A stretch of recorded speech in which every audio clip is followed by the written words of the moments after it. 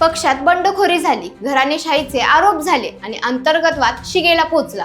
पण या सगळ्या पक्षफुटीच्या चर्चांना बाळासाहेब ठाकरेंनी एका रात्रीत कसं संपवलं माहितीये? तारीख होती 19 जुलै 1992। सकाळी जेव्हा शिवसैनिकांच्या हातात सामना पेपर आला तेव्हा पहिल्याच पानावर ठळक अक्षरात लिहिलं होतं, अखेरचा जय महाराष्ट्र। बाळासाहेब ठाकरेंनी थेट शिवसेना सोडण्याची घोषणा केली होती।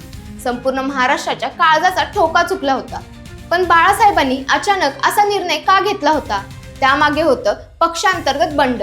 80च्या दशकानंतर शिवसेनेत राज ठाकरे आणि पाठोपाठ उद्धव ठाकरे सक्रिय झाले होते।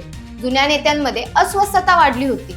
1991ला छगन भुजबळांनी पक्ष सोडला आणि पाठोपाठ पक्षाचे संस्थापक नेते माधव देशपांडेंनी थेट बाळासाहेबांवर घराणेशाहीचा जाहीर आरोप केला।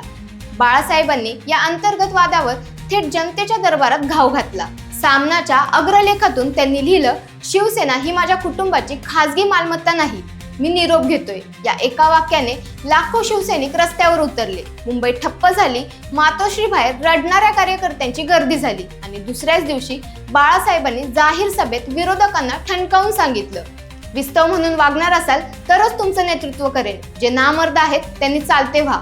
एका झटक्यात अंतर्गत विरोधक चारी मुंड्या चित झाले।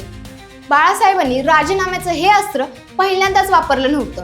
अगदी 1978च्या मुंबई महापालिका पराभवानंतरही त्यांनी भर सभेत खिशातून राजीनामा काढला होता। तेव्हा शिवसैनिकांनी आक्रोश करत त्यांना थांबवलं होतं।